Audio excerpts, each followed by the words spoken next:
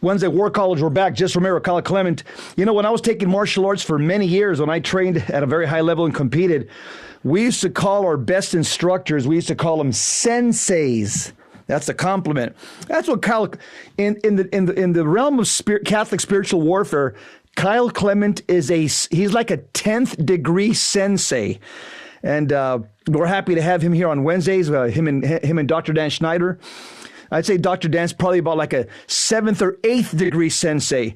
But nonetheless, these guys are the best that we have in the Catholic Church, the best laymen that we have in the Catholic Church on this topic. And so we're blessed to have them on Wednesdays.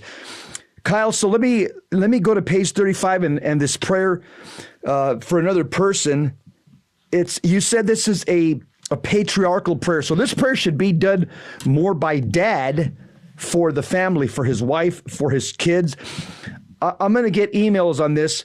What about a wife? Can a wife pray this prayer for her husband? I mean, it's deprecatory in nature, so it would seem to be safe for a wife to pray for maybe, say, her unconverted husband.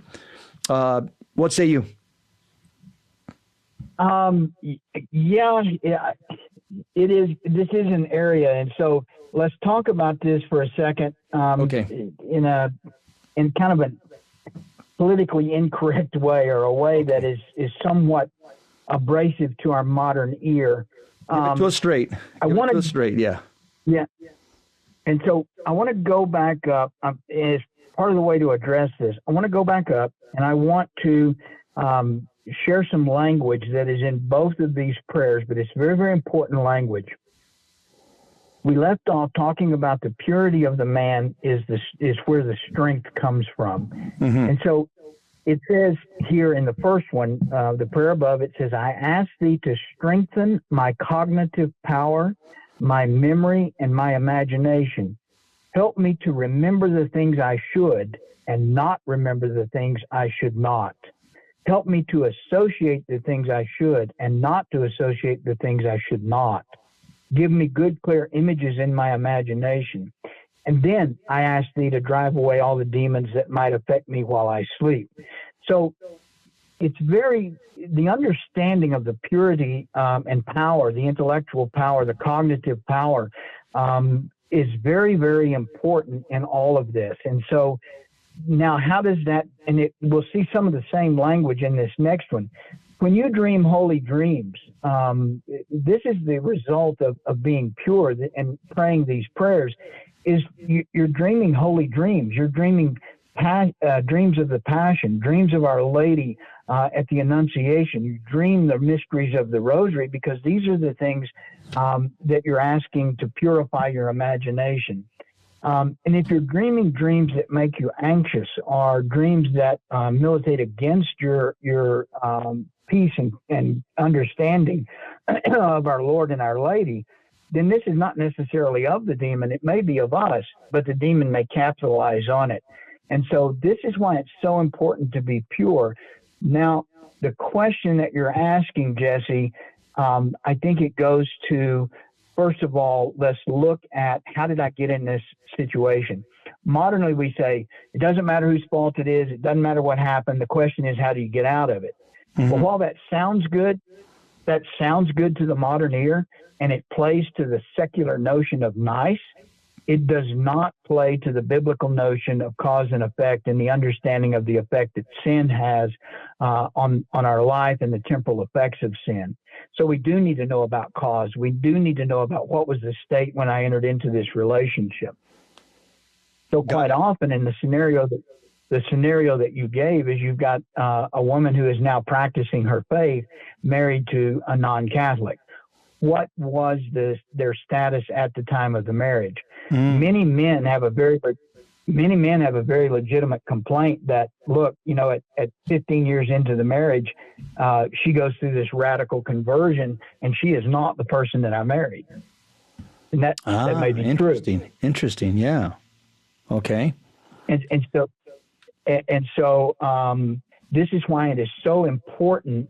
I'm not going to say we fail, but we do not take marriage prep for the importance that it has. We really need to go back and go back through marriage prep. Marriage counseling needs to not be how do you coexist. It is how do you enable each other to gain heaven? How do you go from where you are, but mindful of where did you come from? This is very, very important. And so the Lord will not allow you to impose your will on another or to engage in acts of spiritual terrorism. This is a very important thing, is the idea if we're praying to affect someone's behavior, St. Thomas tells us you cannot will the action of another. And so these prayers, when prayed for a person who is not in right relationship with God and who does not want a relationship with God, these prayers often work counterintuitively, because we suppose that if the person had clarity of thought, then he would choose the way we choose, and that's not necessarily true. Right. It's always safer for the woman just to pray prayers of supplication and prayers of petition for her husband, like, again, the Holy Rosary, the Divine Mercy, the 6, 12, and 6 Angelus, just those prayers of supplication, asking for the grace of conversion for her husband, along with the Light of Christ prayer that you've taught us before in the past as well. So you're saying that this prayer, as I understand, should be only used by the husband because it's a patriarchal prayer for the husband over his wife and his kids, correct?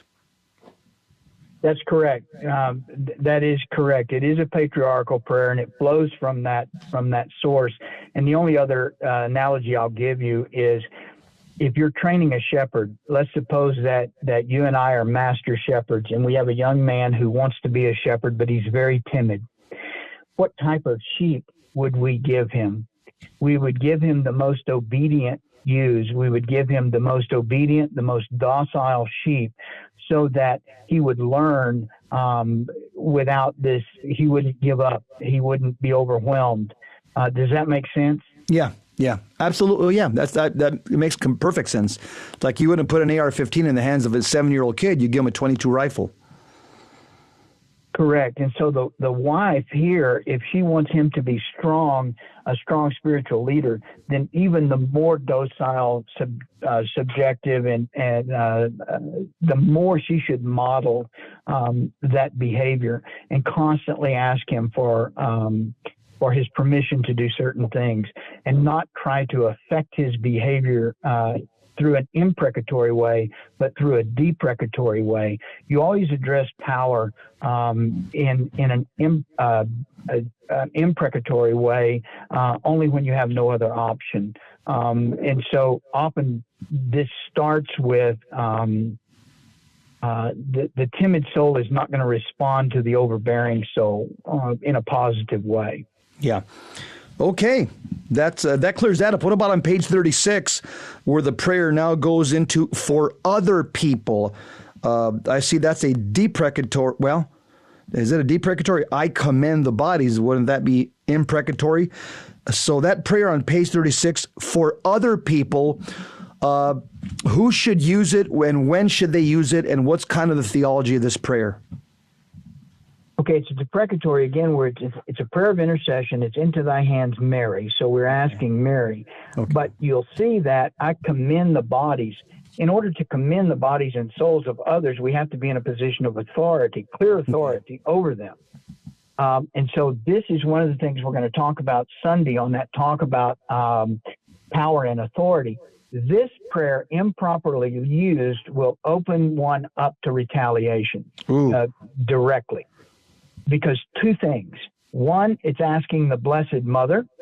And then two, it is commending bodies and souls of people that may not be in your authority, that if these bodies and souls of these people are involved in occult activity, they're involved in abortion, the procuring, the promotion. And in our society, this is a very real caution. If you're praying this prayer over and claiming authority over somebody that you do not have authority over, you're going to get taken to the woodshed using this prayer. By the way, Protestants do this all the time. You can see in their service.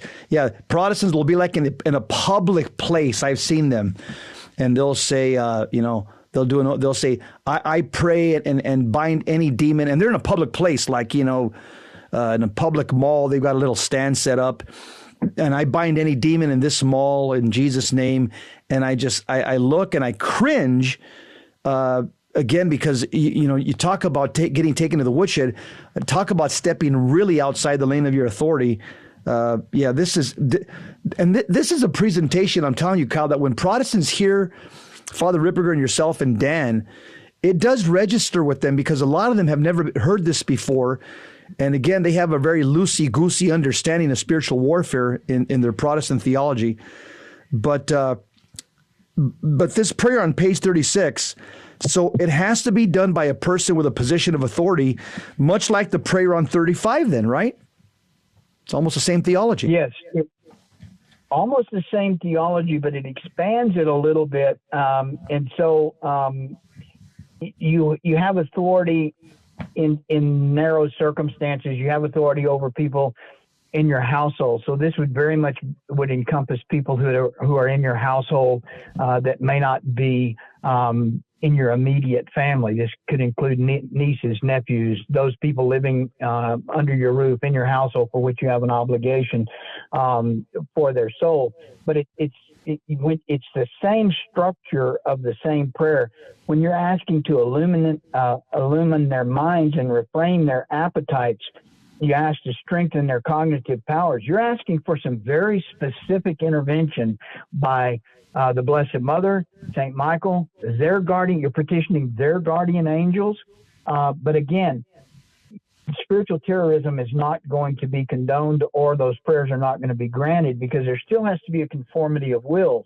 If the person for whom you're praying this is not subjecting themselves to your authority, then you're going to have some reactions. These are the kind of prayers that you can sure see reactions. This prayer is very effective for a priest over his staff, a bishop over his chancery staff, an engaged bride, an engaged groom for his betrothed bride, with the permission of her father. This prayer may be prayed. If it's being prayed by both the prospective groom and the father for her, this is an amazing amount of protection. And this is a soul that we often do not identify, but the betrothed woman is under a tremendous amount of attack until that authority is passed from her father to her new husband. She's open. She's in play, as the demon would say. Wow. Kyle, we got a hard break coming up. Hold that thought. Wednesday War College, Jess Romero, Kyle Clement. We'll be right back talking all things spiritual warfare. Stick around.